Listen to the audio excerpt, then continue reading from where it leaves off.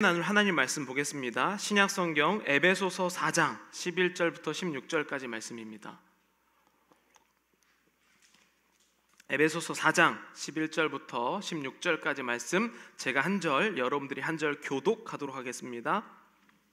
11절입니다. 그가 어떤 사람은 사도로, 어떤 사람은 선지자로, 어떤 사람은 복음 전하는 자로, 어떤 사람은 목사와 교사로 삼으셨으니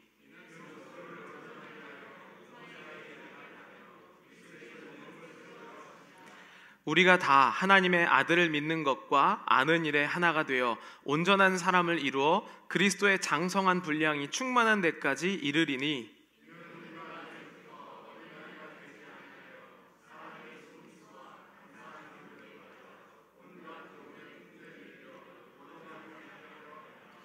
오직 사랑 안에서 참된 것을 하여 범사에 그에게까지 자랄지라. 그는 머리니 곧 그리스도라. 그에게서 온 몸이 각 마디를 통하여 도움을 받음으로 연결되고 결합되어 각 지체의 분량대로 역사하여 그 몸을 자라게 하며 사랑 안에서 스스로 세우느니라. 아멘. 오늘 금이 간 항아리로 피운 꽃이라는 제목을 가지고 에베소서 4장 11절부터 16절까지 말씀을 함께 나누고자 합니다. 벌써 이 같은 본문으로 3주째이고 또 직분자 교육을 받으셨던 분들은 2달을 했기 때문에 거의 3달 동안 지금 이 본문을 다루고 있습니다. 이 본문의 특징은 여기에는 교회라는 이야기가 단 하나도 안 나오는데 교회에 관한 이야기고, 복음에 관한 것도 안 나오는데 복음에 관한 이야기인 아주 신비로운 본문이죠. 그래서 교회다라고 했을 때 이 본문과 우리가 다뤘던 마태복음, 음부의 권세가 틈타지 못하는 것, 이 본문 2개를 크게 교회라고 했을 때 이야기를 합니다. 그래서 우리가 이 본문을 통해서 도대체 교회가 이렇게 많은데 우리 교회가 나아갈 방향은 무엇인지, 또 내가 왜 하필 수많은 교회 중에 이 교회에 다녀야 하는지, 이 부분에 대해서 우리가 함께 말씀을 나누고자 합니다. 저는 새로운 것을 생각보다 두려워합니다. 굉장히 막 나가는 사람처럼 보이지만 새로운 것을 두려워합니다. 그래서 제가 최근에 6월 달에도 세미나에 2개인가 3개에 참여를 했는데, 세미나에 가기 전에 굉장히 고민을 많이 해요. 세미나 내용이 때문에 고민을 하는 게 아니라 또 새로운 사람 만날까봐 걱정이 돼서 세미나를 갈까 걱정을 합니다. 왜냐하면 또 만나면 설명해야 되고 이런 부분들이 있기 때문에 오히려 그것 때문에 제가 두려워하는 사람 중에 한 명입니다. 여러분들도 그런 분 계시죠? 어디 이제 새로운 곳에 가서 누구를 만날까봐 두려워갖고 그런 분 계시죠? 근데 우리가 그것뿐만 아니고 한국에서 미국으로 올 때도 이런 생각을 가졌습니다. 그래서 이민생활 가면 새로운 사람을 만나겠지라고 한편으로는 기대가 되지만 또 한편으로는 새로운 사람 만날까봐 두려운 거예요. 그렇죠? 사람이 참 이상합니다. 한 개의 개념이 있으면 같은 한 개의 이 느낌만 있으면 좋겠는데 똑같은 개념을 가지고도 여러 가지 느낌을 느낍니다. 그래서 여러분들이 교회를 오실 때도 마찬가지셨죠? 교회 올 때 뭔가 좋은 사람, 새로운 사람 만났으면 좋겠다라는 마음도 있겠지만 반대로는 새로운 사람 안 만났으면 좋겠다. 참 사람이 이상해요. 이 2가지 사이에서 우리가 있습니다. 그래서 최근에는요, 이 큰 교회에 가기를 원하는 사람도 있지만 오히려 적당한 인원이 있는 교회에 가기를 원하는 사람들도 있어요. 왜냐하면 이게 다 새로운 사람 때문에 그렇습니다. 그런데 우리의 삶을 돌아보면 우리는 생각보다 이 새로운 만남을 아주 많이 갖고 삽니다. 그런데 반대로 이 새로운 만남을 안 갖고 사는 사람들도 있습니다. 어떤 뜻이냐면, 여러분들 마켓에 가시죠.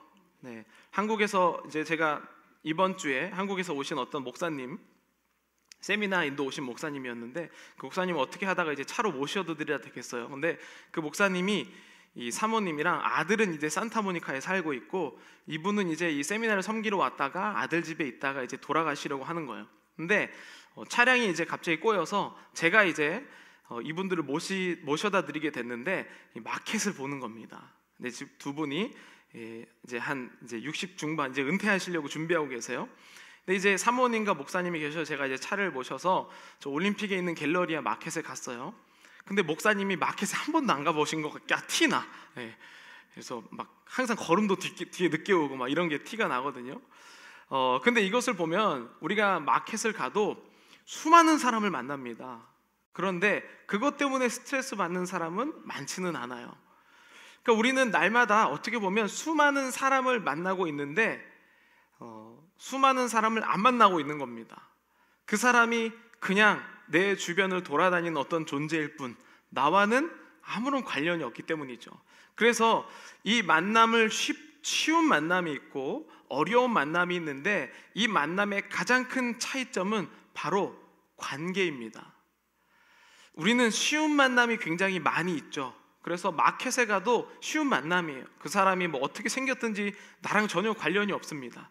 그 사람이 쇼핑카트를 미는 곳이 아니라 거꾸로 뒤집어 끌고 가든 마든지 나랑 관계가 없기 때문에 별로 영향력을 미치지 않는 것이죠.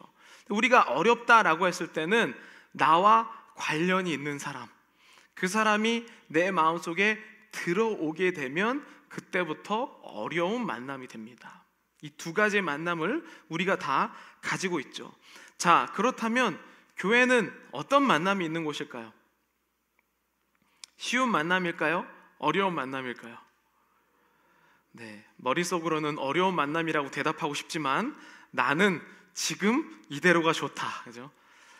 그냥 교회에 뭔가 사람들 다 상관하는 거 별로 좋지 않고 그냥 내가 원하는 쉬운 만남, 어려운 만남 말고 쉬운 만남만 하고, 그래서 교회에 와서 예배만 딱 드리고 가면 얼마나 좋습니까? 그렇죠? 왜냐면 또 교회 가서 나무라 그래서 뭐 밥 먹고 어쩌고 저쩌고 하면 뭐 이것도 하라 그러고 저것도 하라 그러고 뭐 갑자기 전화 오고 이렇게 하면서 좀 힘들어지잖아요.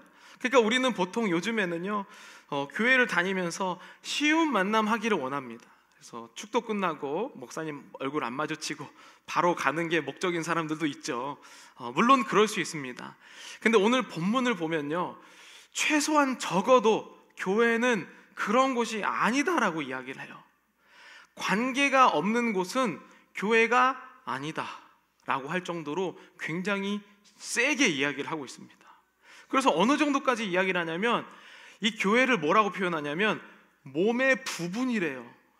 여러분, 몸의 부분이 일주일에 한 번 만났다가 합체했다가 다시 사라지고 이렇게 할 수가 없잖아요. 이 몸이라는 것을 보면 이 피가 흐르는, 같은 피를 나누는 게 바로 우리 신체의 기관입니다. 근데 그 피가 무엇이냐? 예수 그리스도의 피인 것이죠.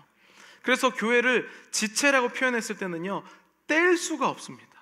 그러니까 관계가 없는 것은 교회가 아니다라고 오늘 본문에서는 이야기하죠. 어떤 사람들은 이 본문을 보면서 스트레스를 받을 수가 있어요. 아니, 그래 나도 좋은 교회 가고 싶고 다 좋은 사람만 있으면 그 교회 가서 나도 좋은 사람 되고 참 좋지 않는가? 그런데 세상을 돌아보고 내가 교회를 좀 몇 군데 다녀보니까 어떻습니까? 교회에 가면 사기꾼 많다, 뭐 이런 소문이 많잖아요. 교회 가면 사기꾼 많다, 교회 가면 상처받는다, 이런 이야기들 때문에 교회 안에서 쉽게 이 관계를 맺기가 어려운 상황이 현재 상황이 돼버리고 말았습니다. 그래서 저는 도대체 이런 마음 가운데서 성경이 왜 이런 이야기를 하는가? 우리는 누군가가 막 옳기 때문에 행하는 게 아니라 하나님 말씀에서 이것을 이야기하고 있기 때문에 도대체 이 말씀을 어떻게 살아가는가? 그것에 대해서 우리가 함께 나눠보기로 합니다. 근데 이것은요, 하나님을 믿는 자라는 크리스찬이라고 하면 교회뿐만이 아니고 최소 이 세 군데에서는 이렇게 살아야 된다고 성경은 이야기합니다. 첫 번째는 교회이죠. 두 번째는 가정입니다. 세 번째는 내가 속해 있는 직장. 여러분, 직장을 다니는데 10년, 20년 다녀도 전혀 모르는 사람이 있을 수가 있어요. 알죠, 당연히. 이름도 알고 뭐도 아는데 그 사람을 내 마음속에 관계로 받아들이지 않기 때문에 20년을 만나도 모르는 사람일 경우가 있죠. 그런데 최소한 크리스찬이라면 그렇게 살아서는 안 된다라고 성경은 이야기를 해요. 왜 그럴까? 한번 보시죠. 그리고 이 성경은 그것을 실제로 어떻게 사는가에 대해서 이야기합니다. 여러분, 이제 제가 보니까 요즘 성도님들은 하도 인터넷에 막 설교도 많고 뭐 TV 틀면 나오고 유튜브도 있고, 그리고 또 누가 그렇게 카톡으로 막 돌려요, 그렇죠? 그러다 보니까 뭐 교회에서 못 들어보신 분이 없어요. 오늘 본문도 보면 쫙 나오지 않습니까? 각 몸의 지체대로. 그래서 뭐 성도를 온전하게 하여, 또 그래서 선지자와 뭐 목사와 교사로 각자 맡은 직분이 있다. 뭐 이거 여러분 다 아시는 내용 아닙니까? 근데 실제로 보면 이 본문을 가지고 아는 것도 너무 중요하지만 살아내는 게 너무 힘들다는 거예요. 그렇죠? 살아내는 게 너무 힘들어요. 만약에 여러분 그 연애 다 해보셨죠? 네, 다 해보셨을 거예요. 연애 해보셨는데 이 연애를 만약에 공부하고 머리 아는 지식으로 배운다면 아이비리그나 뭐 훌륭한 대학교 나온 사람은 연애 박사일 거예요, 그렇죠? 그렇죠? 여기 훌륭한 분 안 계시나요? 네, 훌륭한 그 좋은 학교 나온 사람은 연애도 더 잘해야 돼요. 왜냐면 공부 열심히 했을 거 아니에요, 그렇죠? 그래서 근데 여러분 사랑을 책으로 배울 수 있습니까? 자신 있게 말씀하실 분들이 몇 분 계시잖아요, 그렇죠? 사랑은 책으로 배운 것이 아니라. 그래서 좋은 학교 나온 사람을 보면 영어로 널디라고 하잖아요. 이 범생이들, 그렇죠? 이런 사람들이 연애를 잘하는가? 별로 그렇지가 않아요. 근데 연애는 누가 잘합니까? 그렇다고 또 공부 못하는 사람이 연애를 잘하는 건 아닌데 연애를 잘하는 사람의 특징은 뭐냐면 실천을 많이 해본 사람이에요. 네, 실천을 많이 해본 사람. 머릿속으로 백날 생각하고 있어도 실천 안 해보면 그냥 뭐 뜬구름 잡는 얘기입니다. 여러분 말씀도 마찬가지예요. 오늘날에 얼마나 많은 교육들이 있고 많은 교회가 있고 많은 이런 멀티미디어가 있는지 머릿속으로는 아주 너무나도 잘하시는 분들이 많아요. 그런데 그것을 실천하는 사람이 이 세상에 별로 없다 이 말이에요. 그러니까 사람을 판단하기만 하고 서로 사랑할 줄은 모르는 관계가 됩니다. 그래서 저는 오늘 이 본문을 보면서 아니 교회가 좋고 교회에 실제로 관계를 맺으라고 했는데 그럼 도대체 어떻게 하는 거야? 네, 여러분 어떻게 하는 겁니까? 좋은 말씀 듣는 거, 그것을 어떻게 하는지에 대해서 우리 말씀을 보면서 실제로 나누기를 원합니다. 첫 번째 그림을 한번 보여주시죠. 이게 무슨 그림인지 여러분 아시겠습니까? 아마 상상력이 뛰어나신 분들은 아실 거예요. 우주에서 사진을 찍은 겁니다. 우주에서 사진을 찍었는데 어떤 사진이냐면 지금 노란색 동그라미가 있고 그 안에 뭔가 그 밝은 점이 하나 있어요. 그게 뭐냐면 지구입니다. 지구. 두 번째 넘겨주세요. 이게 뭐냐면 무인 토성 탐사선이 이 카시니라고 하는 그러니까 사람이 없는 토성에 있는 무인 탐사선이 14억 5천만 킬로미터 떨어진 곳에서 지구를 촬영한 겁니다. 14억 5천만 킬로미터가 도대체 어느 정도인지 모르겠지만 정말 멀리 있는 곳에서 지구를 촬영한 것 같아요. 지구가 아주 요만큼 보이잖아요. 근데 여러분 우리가 세상을 살아갈 때 이런 관점으로 사는 사람이 별로 없어요. 어떻게 보냐면 우리는 지금 여러분 주변을 둘러보면 딱 요 정도 관점으로 살아가는 겁니다. 딱 내 눈에 보이는 만큼. 뭐 LA라고 하면 뭐 한 찻길 정도, 좀 멀리 가면 뭐 그랜드 캐년에서 와 넓다 이 정도. 근데 여러분 교회의 관계로 살아가려면 어느 정도의 시선이 필요하냐면 우주에서 바라볼 정도의 시선이 필요해요. 여러분 요즘에 그 드론 아시죠? 드론 이렇게 날개 4개 있어서 찡 올라가는 거. 그래서 요즘에 영상들 보면 뭐 조그만 데도 드론으로 쫙 올려갖고 위에서 딱 바라보면 되게 멋있어요, 그렇죠? 여러분 우리가 누군가를 바라볼 때, 지금 우리가 여기 여러 사람들이 모였는데요, 이 옆에 있는 사람들을 바라볼 때 어떻게 바라보냐면 그냥 내 있는 그대로 눈으로만 바라보는 겁니다. 그런데 하나님의 나라에서 이 다른 사람을 보려면 최소한 드론 정도는 띄워야 돼요. 최소한, 아주 최소한. 그래서 드론을 띄워서 높이 올라가면 그동안 내가 보이지 않았던 이 장소가 보이기 시작합니다. 쭉 올라가서 LA 안에서 요 정도 부분이구나. 더 높이 올라가면 미국 안에서 여기구나. 지구에서 이 정도구나. 우주에서 이 정도구나 라고 볼 수 있게 되거든요. 근데 우리가 다른 사람을 볼 때 이 정도의 눈으로 여러분 보고 계십니까? 이 정도의 눈으로 우리는 절대 보려고 하지를 않아요. 아예 마음을 안 먹습니다. 그냥 저 사람이 한 행동이 그냥 못마땅한 게 너무 많아요, 그렇죠? 너무 그냥 못마땅해요, 그렇죠? 어떤 사람은 웃는 것도 기분 나빠요, 그렇죠? 이런 거 갖고 계시죠? 그러니까 뭐냐면 우리는 존재의 뒷면, 그 사람의 뒷모습도 볼 수 있어야 되는데 앞에만 보고 이미 다 판단하고 끝난 거예요. 근데 여러분, 하나님이 이 70억이 넘는 인구 중에 이 사람을 보게 하셨을 때는 어떤 이유가 있지 않겠습니까? 그게 바로 오늘 교회를 실제로 관계로 살아가려면 필요한 능력입니다. 그래서 제가 말씀드렸잖아요. 많은 분들이 다른 사람에 대해서 저한테 이야기하시는 분들이 많아요. 그래서 제가 직접 얘기하지 않으면 믿지는 않겠습니다, 이렇게 얘기를 해요. 왜냐하면 그 자기가 표현하는 것도 오해를 해서 받아들이는데 남이 또 이야기하게 되면 얼마나 또 많은 오해를 하겠습니까? 근데 우리가 누군가를 만나서라도 그 사람의 옆면도 보면 좋고요, 뒷면도 보면 좋고, 또 위에서 보고 밑에서 보고, 그렇게 했을 때 비로소 하나님이 나를, 이 사람을 만나게 된 이유 정도를 조금 깨달을 수 있다는 거예요. 근데 나는 이미 그 사람이 하나님 보내신 이유를 다 파악을 하잖아요, 그죠? 한 번에 보면 아주 여기에 다 명의들만 모였어요, 그죠? 탐정 수사관들만 모여서 한 번 딱 보면 딱 나와요, 그죠? 근데 하나님이 보내셨을 때 나도 나를 잘 모르는데 어떻게 이런 사람을 그렇게 함부로 이해할 수 있을까? 그게 바로 교회를 관계적으로 살아가는데 가장 중요한 첫 단추입니다. 그래서 오늘 말씀에 보면 이 에베소서 4장 11절에 보면 이렇게 표현을 합니다. 그가 어떤 사람은 사도로, 어떤 사람은 선지자로, 어떤 사람은 복음 전하는 자로, 어떤 사람은 목사와 교사로 삼으셨다. 여러분, 왜 그렇잖아요. 교회 일하면 그냥 다 교회 일을 하면 되지 굳이 구분을 할 필요가 있습니까? 그냥 열심히 때가 되면 다 하면 되는데 굳이 뭐 직분이나 또 뭐 선지자니 뭐 목사와 교사니 굳이 이런 거를 세워서 교회 가운데 하는 이유가 뭘까요? 하나님이 부르신 모양이 다르다는 것을 사람들의 눈에 보이게 하기 위함입니다. 여러분, 그냥 암묵적으로 그냥 누가 할 것이다 라고 하게 되면 굉장히 골치 아파져요. 어려워집니다, 마음이. 언제 얘기가 없이 누군가 하게 됐는데 나도 그래서 아무도 안 할 줄 알고 내가 딱 준비를 해서 왔어요.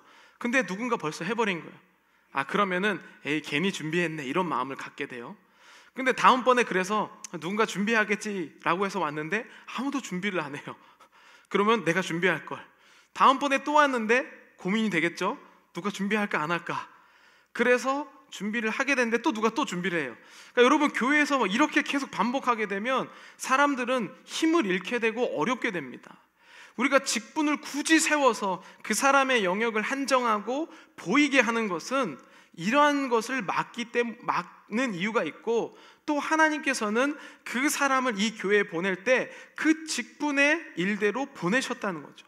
그래서 우리는 각자, 이 교회는요, 처음부터 완벽한 사람이 오는 것이 아니고 내가 도대체 어디에 가야 될지 찾아가는 과정이에요. 나를 오른손가락으로 보냈는지, 나를 왼발로 보냈는지, 내가 이곳인지. 그래서 여러분, 제가 지금 이제 9월 달에 이 교회 회기가 시작된다고 했는데 제일 고민되는 게 뭐냐면 그룹 짜는 거예요. 여러분, 굉장히 어려운 거 아십니까? 이 사람이랑 그룹 안 되면 교회 안 나오겠다고 하시는 분이 있어요, 여러분. 실제로 우리가 이해하지 못하는 분들이 이해하지 못하지만 이 사람이랑 이 그룹을 안 하면 교회에 못 나오겠다고 하시는 분들이 있어요. 근데 여러분, 이것은 전혀 성경적이지 못하는 것을 말씀드립니다. 왜냐하면 교회는 자기가 어디에 보냈는지 찾아가는 과정이라고 하잖아요. 찾아가는 과정은 조합을 다르게 하지 않으면 알 수가 없습니다. 그렇지 않아요? 내가 오른손으로 보내셨는지 뭐 목으로 보내셨는지 아무도 모르잖아요. 그랬는데 나는 올 때부터 계속 오른손에 있으면 내가 어느 손으로 불렀는지 아무도 모르게 된다는 거예요. 그래서 교회는요, 누구를 만나든지 할 수 있는 공동체가 돼야 돼요. 여러분, 근데 이게 제가 오늘날의 사회를 보니까 이렇게 안 하면 교회가 생존이 불가능하겠더라고요. 예전에는 건물 중심의 교회, 또 그리고 장소 중심의 이런 교회들이었는데, 그때는 교회를 지어놓으면 교회 건물 보고 사람들이 막 왔어요. 근데 이제는 사람들의 머리가 다 커져서 개개인적으로 생각이 다 많아졌어요. 그렇기 때문에 건물 세운다고 교회에 오지 않습니다. 건물 세워서 온 사람은 내가 원하는 교회가 아니면 다 떠납니다. 그러니까 오늘날에는 이 개인주의가 되었다는 것은 뭉쳤을 때에 굉장히 어려운 교회가 되는 것이죠. 오늘날에 필요한 건 뭐냐면 누구를 만나도 행복한 모임이 돼야 되는 것이죠. 그러니까 저희 교회의 방향성은 뭡니까? 누구를 만나도 행복해야 돼요. 아멘이 거의 없잖아요, 그렇죠? 누구를 만나도 행복하셔야 됩니다. 네, 안 그렇더라도 의지적으로 우리가 해야 됩니다. 네. 왜냐하면 성경이 그래요. 누구를 만나도 내가 근데 어느 순간에 내가 이 자리겠구나라고 하는 장소가 있습니다. 그럼 그때부터 여러분들이 거기에서 닻을 내리고 성장하시면 돼요. 근데 그것을 찾아가는 건 노력도 하지 아니하고 저처럼 세미나에 새로운 만난 사람 만날까봐 두려워하게 되면 아무것도 못하게 되는 것이죠. 그래서 오늘 이 본문에 보면 사도로, 선지자로, 복음 전하는 자로, 목사와 교사로 하나님이 다 알맞은 자리에 보내셨습니다. 그래서 이 조직을 짜고 또 뭔가 우리가 스토리를 짜고 또 테이블을 짜고 할 때에 하나님이 알맞은 자리에 보내셨다. 누구를 만나도 나는 너무나도 기쁠 것이다 라는 마음이 있으면 그 교회는 자연스럽게 성장합니다. 그런데 우리가 좋은 프로그램을 해서 좋은 사람을 모집해보자, 절대 그런 일이 일어나지 않습니다. 내가 좋지 않은데 다른 사람이 와서 좋은 건 조금 이상하지 않습니까? 네, 그런 마음인 것이죠. 그래서 우리는 첫 번째 관계적인 교회로 나아가려면 사람의 여러 모습을 볼 수 있어야 된다. 존재의 뒷면을 볼 수 있어야 된다. 두 번째는요, 그림 하나 보여주시죠. 두 번째 그림. 자, 이게 뭐냐면 색깔 배합표예요. 저는 미술을 전혀 못해서 색깔이 뭐를 섞으면 절대 모르거든요. 근데 이거는 이제 어린이 교육 시간에 나오는 것인데, 빨간색 1개랑 노란색 4개를 합치면 주황색이 나올 것이다 라고 해서 아이들에게 가르쳐주는 색깔 배합표, 혼합을 배우는 겁니다. 파란색 2개, 노란색 3개가 있으면 초록색으로 변한다. 여러분 대충 해보셨으니까 느낌이 오시죠? 그런데 저는 오늘 이 본문을 보면서 교회가 딱 이거랑 비슷하다는 생각을 했어요. 이제 그만 보여주세요. 왜냐하면 저는 옛날에는 교회가 어떤 교회라고 생각했냐면 무지개라고 생각을 했어요. 무지개. 그래서 무지개는 뭐냐면 빨주노초 파남보가 있잖아요. 그러면은 빨간색은, 밖에서 빨간색인 사람은 교회에 와서도 빨간색의 역할을 하는 줄 알았어요. 그래서 주황색인 사람은 주황색 역할, 이렇게 해서 다른데도 하나로 뭉쳐있는 게 멋지다 이렇게 생각을 했거든요. 근데 여러분 성경을 보시면 우리는 예전에 내가 살던 모양대로 하나님이 여기서 사용하시는 게 아니고 빨간색이랑 노란색 4개가 만나도록 하셨다는 거예요. 여러분 빨간색이랑 노란색 4개가 만나면 어떻게 됩니까? 주황색이 돼요. 저는 각자의 그것을 유지하는 게 교회다라고 생각했는데, 이 교회라는 것은 빨간색과 노란색이 만나서 다른 색깔을 표현하는 것이다 하는 생각을 한 거예요. 그게 바로 성경의 진리입니다. 우리는 그래서 여러분 만약에 생각해 보세요. 만약에 빨주, 노초, 파남보가 모여서 교회는 빨간색입니다 라고 얘기하면 어떻게 해야 되나요? 그러면 파란색은 다 나가야 돼요. 그렇죠? 만약에 교회가 노란색입니다 라고 하면 다른 색깔들은 다 나가야 돼요. 하나님이 우리를 부르셨을 때 그렇게 부르지 않으셨다는 거예요. 빨간색이 이제 예를 들면 이제 빨간색의 성향으로 생각하면 빨간색이 많이 강한 성향이다 라고 얘기하면 그 사람이 밖에서는 막 질주할 수 없을 듯한 엄청 기운이 센 사람이에요. 말도 막 세게 하고. 근데 만약에 잘 보니까 제가 오늘 이 표를 보면서 되게 신기하다고 생각했었던 것은 빨간색과 노란색 하나의 배합이 아니더라고요. 빨간색과 노란색 4개예요. 그럼 빨간색 하나와 성격으로 치면 온유한 사람 4개가 만나면 새로운 주황색이 만들어진다는 겁니다. 그러니까 여러분 근데 교회를 잘 보시면요, 이 빨간색의 사람이 조금 톤 다운돼서 주황색이 됐을 때 교회에서 필요할 상황이 있습니다. 그리고 이 노란색 사람은 너무 항상 온유하다 보니까 또 여기에서 부족한 것이 주황색이 됐을 때 필요할 때가 있더라고요. 그러니까 그게 바로 하나님이 우리를 교회 안에서 사용하시는 방향이라는 것이죠. 근데 그동안 저도 엄청나게 스트레스 받았던 게 나는 난데 왜 자꾸 교회에서 나로 살지 못하게 하는가 라고 했는데, 나를 나답게 살게 하시는 것이 바로 이 교회 안에서 드러나게 된다는 것이죠. 많은 사람들이 이런 얘기를 해요. 교회가 뭐 이렇게 해도 되나? 이렇게 얘기했을 때 지난주에 얘기한 것처럼 누구나 다 온전함에 대한 목표가 있다는 거예요. 기준이 있어요.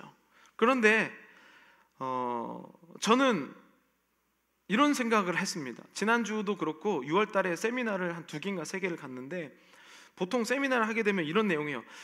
제가 목회 몇십 년을 걸고 이걸 했는데 이렇게 열매를 맺었다. 그럼 거기에 참석한 사람들이 와, 우리 교회도 저렇게 되고 싶다, 이렇게 막 다 얘기를 해요. 근데 제가 오늘 이 본문을 읽으면서 그게 틀렸다라는 생각을 하게 된 거예요. 만약에 하나님이 우리도 그런 마음 다 갖고 있지 않습니까? 진짜 LA에서 제일 큰 교회가 되고 싶다, 이런 생각 갖고 있어요. 그렇죠? 근데 만약에 하나님이 LA에서 모두 다 큰 교회로서 세운다면 굳이 이런 교회를 만들 필요가 있나? 교회가 다 똑같은 거 아니에요, 그렇죠? 모든 사람이 저 큰 교회의 목표를 향해서 교회를 만들고자 노력하는데 나는 그 교회가 아무리 해도 안 돼. 그러면 그 사람은 나는 하나님께 쓸모없는 자구나, 이렇게 생각하게 되는 거예요. 근데 오늘 본문을 자세히 보니까 하나님은 교회를 세울 때 그 교회가 필요한 이유가 있었기 때문에 세우셨다는 거예요. 다른 교회를 따라가라, 너 안 그러면은 복 못 받은 거다, 이게 아니었다는 거예요. 그런데 우리는 교회뿐만 아니라 인생도 이렇게 살아요. 어떤 성공 신화를 막 들어요. 저렇게 하면 나도 저렇게 되겠다 라고 했는데 안 돼요. 그러면 불행한 인생입니까? 아니라는 거예요. 하나님이 나를 이 땅에 태어나게 하셨을 때는 나답게 살게 하는 하나님의 축복이 있었다는 거예요. 내가 다른 사람을 쫓아갈 때 그때 내가 불행해지는 거예요.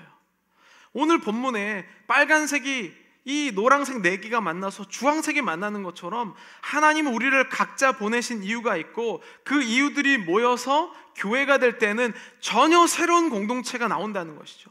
그러니까 다른 교회나 다른 잘 되는 것을 부러워하지 아니하고 우리 교회는 이렇게 섞이면 어떠한 교회가 될지를 기대하는 게 교회의 목적이라는 겁니다. 그러니까 여러분 막 기대되지 않으세요? 저 사람과 우리가 함께하게 되면 어떻게 가게 될까? 어떨 때는 이렇게 돼요. 막 새신자가 오잖아요. 우리 교회 룰대로 안 해봐. 이렇게 되잖아요. 새신자가 오면 우리 교회 지금 이거 이렇게 하는데 이렇게 안 하면 큰일 나, 이렇게 되잖아요. 근데 여러분 교회로는 보면 어떻게 됩니까? 그 사람이 왔을 때 우리 교회가 또 어떻게 색깔이 나올까? 그러니 누가 오든지 반가운 거죠, 그렇죠? 이게 바로 하나님이 원하시는 교회가 아니겠습니까? 이게 바로 하나님이 원하시는 우리의 인생이라는 거예요. 그 전에 여러분 우리의 인생을 한번 돌아보시죠. 우리 인생을 돌아보면 내 뜻대로 거슬리는 사람 다 안 만나, 이거였어요, 그렇죠? 당신 그대로 살면 안 돼 라고 했는데 그 사람이 내 마음속에 들어왔을 때 나도 바뀌고 그 사람도 바뀌게 된다는 거예요. 이게 성경적인 삶의 토대예요. 여러분 보세요. 왜 도대체 교회가 이렇게 폭력적이라고 얘기하는가? 여러분 교회가 사랑스럽잖아요, 그렇죠? 교회는 사랑이 많아요. 교회는 예수님의 희생과 헌신과 봉사를 전해요. 그래서 어떤 단체보다 교회가 가장 많은 자선 봉사단체를 갖고 있어요. 근데 왜 세상은 우리 기독교를 왜 이렇게 이기적이라고 표현을 할까요? 왜 이렇게 독단적이라고 표현할까요? 왜냐하면 우리는 이렇게 안 하면 안 된다라고 하는 그 사람을 평가하는 마음만 있기 때문에 그래요. 근데 여러분 예수 그리스도가 그렇게 하셨습니까?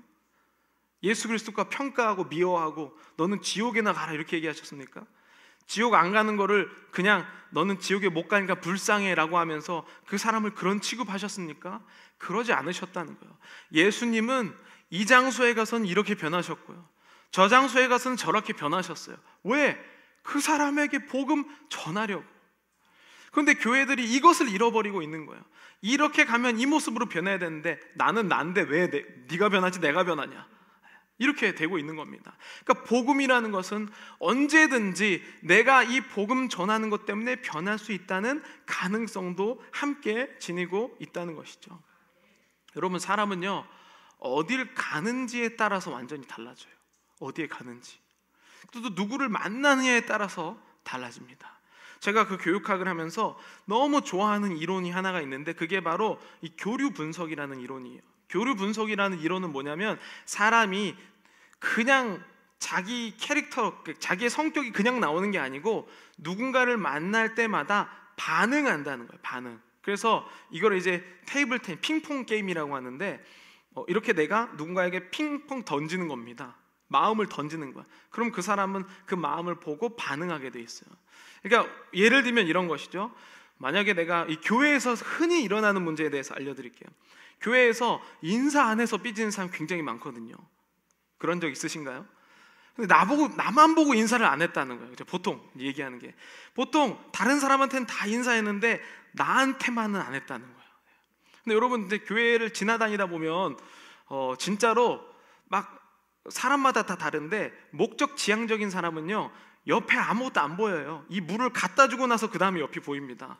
뭐 그런 사람한테 뭐 나한테 인사 안 했다라고 상처받으면 도대체 누구한테 가서 따져야 되는 것이죠? 어쨌든 이제 이렇게 되는데, 핑퐁 게임이란 뭐냐면 바로 그러한 감정들이에요.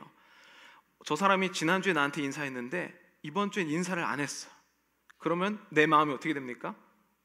갑자기 막 화가 막 나는 거예요. 지난번에 인사를 했는데 인사를 안 해? 이러면서 나도 갑자기 그 사람들이 막 거칠게 대하기 시작해요. 사람은 이렇게 산다는 거예요. 나는 아무런 연관이 없는데 그 사람이 나한테 영향력을 미치는 게 아니라 누군가가 어떤 행동을 했기 때문에 그것을 받아치는, 리액트하는 게 바로 우리 사람이라는 거예요.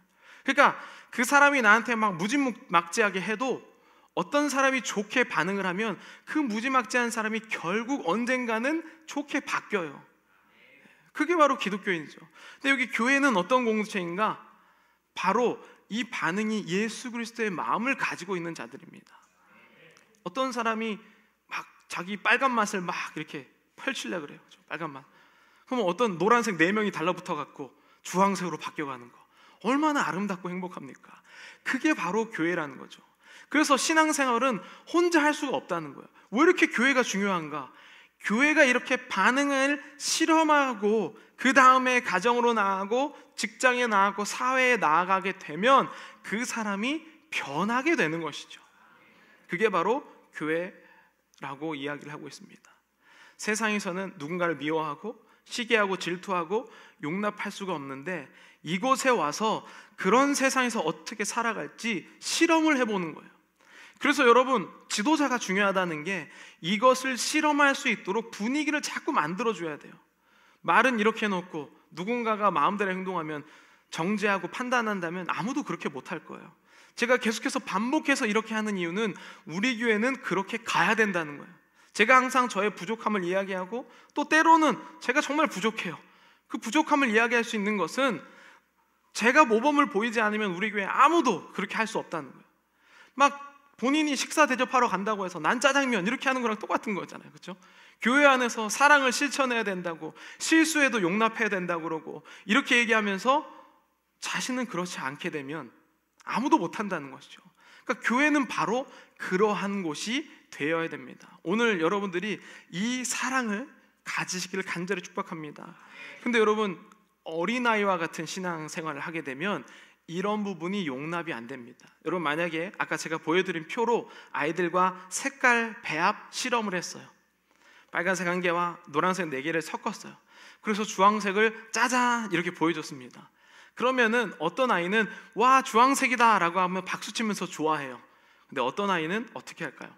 빨간색을 내놔라 하면서 막 우는 아이가 있어요. 그렇죠? 나는 빨간색과 노란색이 좋은데 왜 주황색으로 합치냐, 이렇게 하는 아이가 있다는 것이죠. 그래서 성경에서는 14절에 이렇게 표현합니다. 14절입니다. 이는 우리가 이제부터 어린아이가 되지 아니하여 사람의 속임수와 간사한 유혹에 빠져 온갖 교훈의 풍조에 밀려 요동하지 않게 하려 함이라. 그리고 이게 무슨 뜻이냐면, 빨간색으로 돌려놔, 노란색으로 돌려놔, 이런 것이 사람의 속임수와 간사한 유혹에 빠져 온갖 교훈의 풍조에 밀려 요동하지 않게 하는 것이라는 거예요. 그러니까 세상 사람들은 판단하기를 너는 너지 왜 교회 가면 네가 변하냐, 이렇게 얘기한다는 거죠. 그게 어린아이, 그러니까 성장할 때에 훨씬 큰 것을 볼 수 있다는 것을 세상은 알려주지 않습니다. 15절에 보면 이렇게 얘기했죠. 그래서 그럼 어떻게 실천하는가 함께 읽어보겠습니다. 15절 시작. 오직 사랑 안에서 그는 머리니 곧 그리스도라. 목표는 분명해요. 예수 그리스도까지 자라는 겁니다. 그런데 어떻게 자라냐면 그 실제적인 비결이 뭐냐면 사랑이라고 얘기합니다. 사랑. 근데 사랑도가 아니고 오직 사랑 안에서만 이게 가능하다고 표현을 해요. 오직 사랑 안에서. 자, 근데 여러분, 사랑이 뭡니까? 세상 사람들도 사랑 다 알잖아요. 그럼 세상에서도 사랑하라고 가르치잖아요. 그것이 도대체 우리 교회와 다른 이유가 뭡니까? 사랑이 뭐가 다른 것이죠? 그런데 그 사랑이 뭐냐면 예수 그리스도의 사랑이라고 표현을 합니다. 여러분, 예수 그리스도의 사랑이 일반적인 사랑과 다른 점이 무엇인지 아시나요? 정말 간단하죠. 예수 그리스도의 사랑은 그 사람의 변화를 위해서 자기가 죽어요. 이게 다른 겁니다. 세상의 사랑은 그 사람을 변화시키기 위해서 더 열심히 해요. 투자하죠. 그렇죠? 투자하고 열심히 해서 그 사람이 바뀔 때까지 잘해줍니다. 그게 세상의 사랑이죠. 근데 그렇게 되는 경우가 거의 없어요.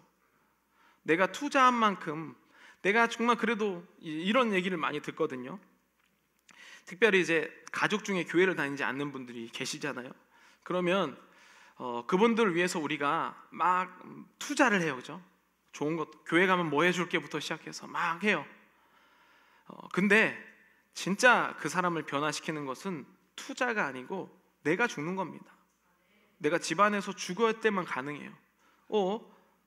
그때 그렇게 성질 부린 사람이 왜 이렇게 갑자기 지는 거야? 그러면서 이상하다고 느끼는 것이죠. 도대체 왜 저 사람이 변하는가? 왜 저 사람이 그렇게 자기 것 안 하면 성내고 화내던 사람이 왜 자기가 점점 더 죽어가는가? 그것 때문에 사람은 변화가 되는 겁니다. 그게 예수 그리스도의 사랑이죠. 그러면서 16절에 그에게서 온몸이 각 마디를 통하여 도움을 받음으로 연결되고 결합되어 각 지체의 분량대로 역사하여 그 몸을 자라게 하며 사랑 안에서 스스로 세우느니라. 결국에는 여러분, 우리 모든 사람이 모여서 각 몸의 지체가 되어가는 과정이에요. 예수 그리스도의 피로 연결되어 있습니다. 하나도 떨어뜨려 놓고는 생각할 수가 없어요. 그러니까 이 세상에서 오늘 이 교회 가운데 필요하지 않은 사람이 없는 겁니다. 그러니 누군가가 오는 것이 기대가 되는 것이죠. 의무로서 누군가를 반기는 게 아니에요, 여러분. 우리가 사역을 하다 보면 그냥 지금도 좋은데 굳이 새로운 사람 오면 모두 더 해야 되고 힘들잖아요. 근데 여러분, 새로운 사람이 온다는 것, 우리가 전도하고 복음 전파한다는 것은요, 바로 이러한 기쁨이에요. 기대가 되는 거예요. 하나님께서 이 공동체를 통해서 어떠한 색깔을 원하실까? 그래서 크리스찬 전도 안 하면 크리스찬 아닙니다, 여러분. 이건 정말 강력하게 얘기할 수 있는 거예요. 다른 사람을 전도하고 싶은 마음이 없으면 그게 어떻게 크리스찬이에요? 왜냐하면 몸은 잘하게 돼 있잖아요. 근데 오늘날의 교회들은 뭐냐면 각자 그냥 자기 역할만 하고 싶은, 아주 단계가 낮아요. 근데 여러분, 각자 역할을 하려면 새로운 것이 와야지 역할을 하는 것이잖아요. 여러분, 우리가 지금 뭐 안내도 하고 뭐 새신자부도 하고 뭐 차량도 하고 다 하는데 새신자 안 오면 그거 다 필요 없는 부서들이에요. 그렇지 않습니까? 그러니까 온몸이 각 마디를 통하여 도움을 받음으로 연결되고 결합되어 각 지체의 분량대로 하여 그 몸을 자라게 하며 사랑 안에서 스스로 세우려면 사랑이 기반으로 있어야 되고 새로운 것이 와서 어떻게 변하는지가 기대되는 공동체라는 것이죠. 이러한 공동체 되기를 간절히 축복합니다. 제가 지금 함께 읽고 있는 책에서 정서적으로 건강한 교회라는 책에서 이런 이야기를 하고 있습니다. 반주해 주시고 그 다음에 이제 그 성찬 위원들을 준비해 주시기 바랍니다. 옛날 인디아에 집안에 물을 대는 머슴이 살고 있었다고 합니다. 그래서 여러분, 물 기를 때 아시죠? 장대를 메고 항아리 2개를 해서 물을 떠다가 집에 갖다 놓는 일을 하는 머슴이 있었습니다. 근데 항아리 2개 중에 하나는 금이 가 있었던 거예요. 하나는 멀쩡해서 쭉 이렇게 갔는데 하나는 금이 가서 물이 새는 것이죠. 그래서 물이 셀 때 항상 이 항아리는 죄책감을 가졌어요. 내가 물이 새서 주인이 물 2번 더 가도 되는데 더 힘들고 어렵구나.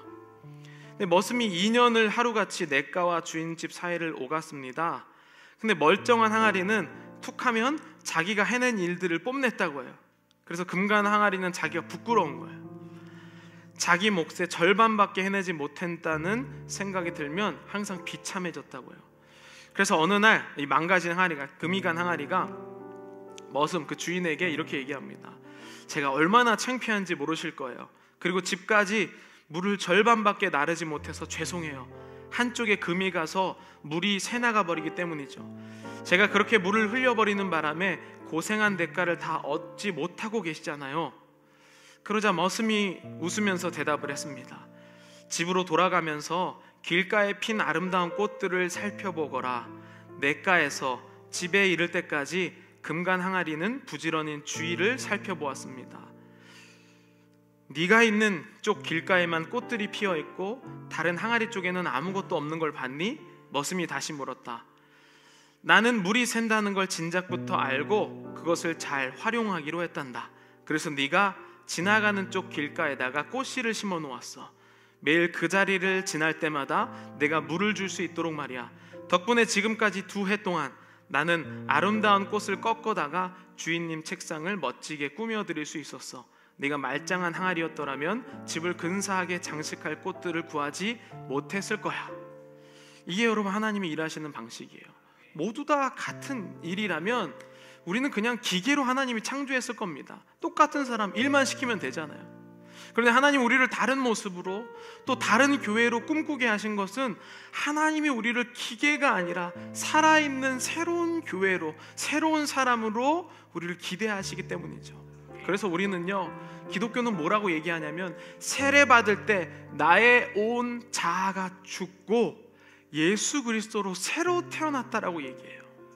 새로 태어나면서 빨강색이었는데 노란색들과 만나서 주황색으로 새로 태어난 거예요. 그게 교회입니다. 내가 세상에서 있었던 걸 막 강요하고 왜 교회는 빨간색이 없냐라고 평가하고 판단하는 게 아니라 내가 빨간색이었는데 새로운 사람을 만나 주황색이 맞는 게 기쁜 것, 금이 간 항아리일지라도 하나님이 그 인생을 창조하신 목적이 있는 것을 찾아가는 공동체, 그곳이 바로 교회라는 것이죠. 저는 그래서 여러분들 중에 한 분도 소중하지 않은 분이 없다는 거예요. 어쩌다가 우리가 여기까지 와서 만났을까요? 하나님의 섭리가 아니면 그것을 설명할 수가 없다는 것입니다. 오늘 우리가 성찬의 자리로 여러분을 초대합니다. 성찬은요, 바로 이것을 고백하는 겁니다. 내가 그렇게 고집스러웠던 사람인데 이제 다른 것을 만나서 새로운 사람이라고, 내가 예수 그리스도의 기꺼이 죽는 그 사랑을 만나서 새로운 사람임을 고백하는 게 바로 이 성찬이에요. 여러분, 세례 받으신 분만 그래서 성찬을 할 수 있습니다. 내가 교회를 아무리 왔다 갔다 해도 세례 받지 아니하고 예수 그리스도를 주님으로 모시지 않은 사람들은 성찬을 할 수가 없어요. 저는 오늘 여러분들을 세례 받으신 분들 성찬의 자리로 초대를 합니다. 그런데 그때에 내가 파랑색이었다면, 내가 초록색이었다면 내려놓고 하나님이 원하시는 색깔로 원하기를 간절히 축복합니다. 나와주시고 우리 하나님의 은혜로 1절 함께 찬양하겠습니다.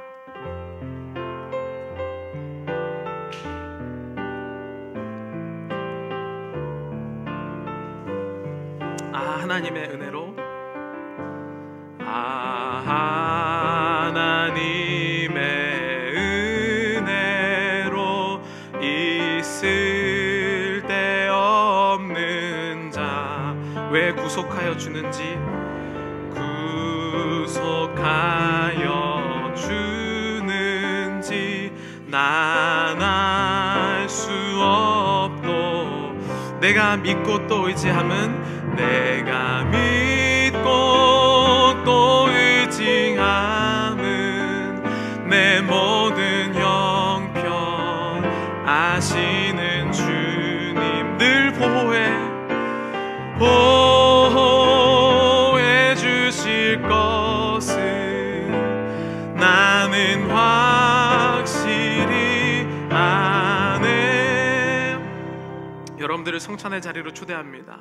사랑하는 성도 여러분, 성만찬은 하나님의 사랑에 대하여 드리는, 감사드리는 성례전입니다. 우리들을 위해 고난당하신 예수 그리스도의 놀라운 은총을 생각하면서 이 성만찬에 참여하시기를 바랍니다. 사랑이 무한하신 하나님, 예수 그리스도를 이 땅에 보내주셔서 죄와 죽음을 이기고 영원히 살 수 있는 길을 예비해 주신 하나님께 찬양과 경배를 드립니다. 주 안에서 성만찬을 함께 나눌 때 우리 가운데 함께 하시며 우리의 심령을 정결하게 하여 주시옵소서. 성찬은 예수 그리스도의 명령하신 대로 떡과 포도즙을 받음으로 예수 그리스도의 죽음을 기념하는 성례입니다. 성찬에 합당하게 참여하여 주님의 살과 피를 먹고 마심으로 영적 양식이 되고 은혜로 자라는 것이며 주님의 연합한 삶이 확고하여지고 하나님께 대한 감사와 교회의 지체로서 서로 사랑의 교제를 하는 삶에 힘써야 합니다. 만일 우리가 우리 죄를 자백하면 저는 미쁘시고 의로우사 우리 죄를 사하시며 모든 불의에서 우리를 깨끗하게 하실 것이요. 요한일서 1장 9절입니다. 고린도전서 11장입니다. 내가 너희에게 전한 것은 주께 받은 것이니 곧 주께서 잡히시던 밤에 떡을 가지사 축사하시고 떼어 가라사대 이것은 너희를 위하는 내 몸이니 이것을 행하여 나를 기념하라 하시고 식후에 또한 이와 같이 잔을 가지시고 가라사대 이 잔은 내 피로 세운 새 언약이니 이것을 행하여 마실 때마다 나를 기념하라 하셨으니 너희가 이 떡을 먹으며 이 잔을 마실 때마다 주의 죽으심을 오실 때까지 전하는 것이니라. 그러므로 누구든지 주의 떡이나 잔을 합당치 않게 먹고 마시는 자는 주의 몸과 피를 범하는 죄가 있느니라. 사람이 자기를 살피고 그 후에야 이 떡을 먹고 이 잔을 마실지니 주의 몸을 분별치 못하고 먹고 마시는 자는 자기의 죄를 먹고 마시는 것이니라.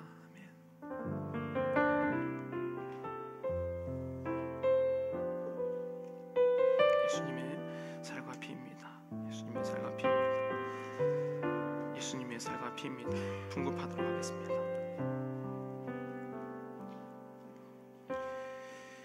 우리 하나님의 은혜로 한 번 더 찬양하면서 우리가 가지고 있던 그 죄를 고백하겠습니다. 하나님의 은혜로 하나님의 은혜로 있을 데 없는 자 왜 구속하여 주는지 난 알 수 없도다. 내가 믿고 또 의지하는 내 모든 영병 아시는 주님 늘 보호해 주실 것을 나는 확실히 아네.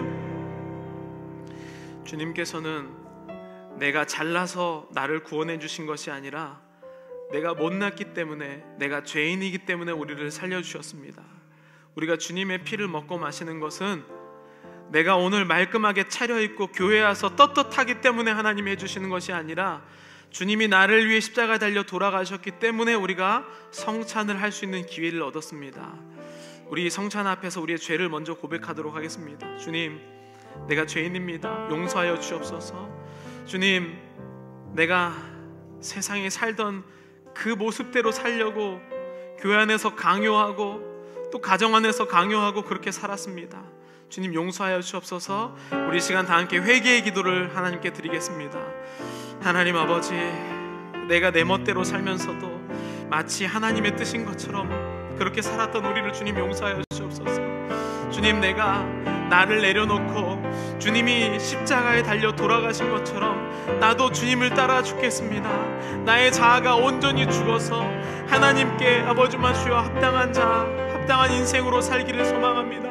하나님, 성찬에 앞서서 나의 그 모든 죄된 방향성을 주님 앞에 내려놓고 내가 자격이 있어서 주님께서 살려주신 것이 아니라 내가 부족하기 때문에, 나의 그 죄된 마음 때문에 주님이 나를 자녀 삼아주신 것, 그 나를 위해 십자가에 달려 돌아가신 것을 우리가 고백하며 죄된 마음을 떨쳐버리고 예수 그리스도의 죽음에 동참할 수 있도록 주님 한 사람 한 사람 마음의 문을 두들겨 주시옵소서. 하나님, 이곳 가운데 세례받을 때의 그런 확증을, 그런 마음을 느끼지 못한 자 있다면 오늘 이 자리에서 예수 그리스도의 죽음에 동참하며 다시 살아가는 그 마음의 확증이 일어날 수 있도록 하나님 인도하여 주시옵소서. 이제 주님의 몸과 피를 마실 때에 성령이여 함께하여 주셔서 우리의 몸이 변화된 것 같은 성령 충만의 역사가 일어나게 하여 주시옵소서. 주님 아버지, 주님의 이름으로 기도드렸습니다. 여러분, 여기에는 비닐이 2개 되어 있습니다. 얇은 비닐을 먼저 떼주시고 예수님의 몸을 가지고 손으로 들고 기다려 주시길 바랍니다. 제가 분변 기도를 하겠습니다. 얇은 비닐을 떼시고 손을 위에 놓고 제가 분변 기도하겠습니다. 주 예수 그리스도께서 잡히시던 날 밤 떡을 가지고 축사하시고 떼어주신 것처럼 우리도 지금 예수의 죽으심을 기념하여 성만찬에 참여합니다. 주님의 몸을 기념하오니 영생의 떡이 되게 하옵소서. 아멘. 주님의 몸, 그 주님의 죽으심에 참여하도록 하겠습니다.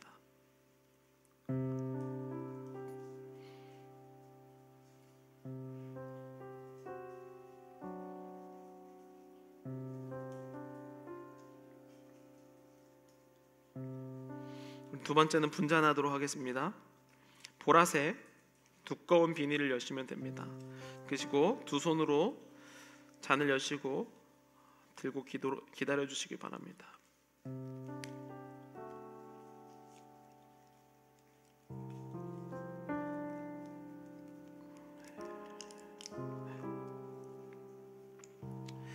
제가 분잔 기도하겠습니다.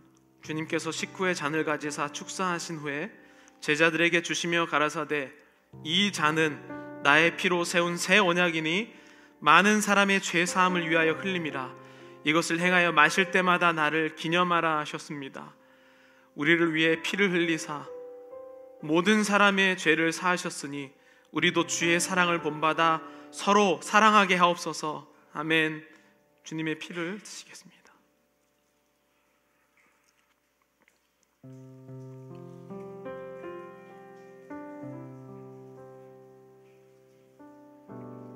자비로우신 하나님, 우리의 굶주린 영을 생명의 양식으로 채우신 하나님 감사합니다.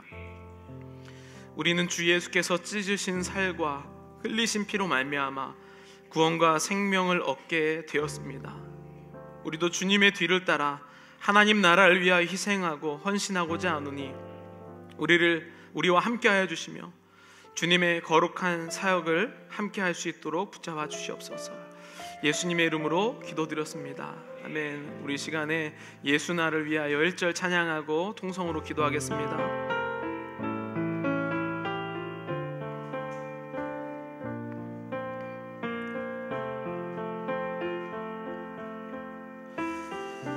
예수를 나를 위하여 십자가를 칠 때 예수 나를 위하여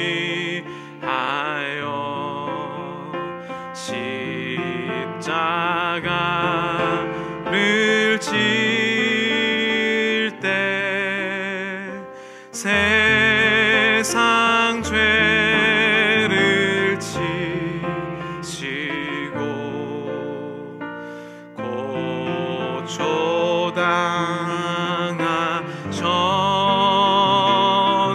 예수님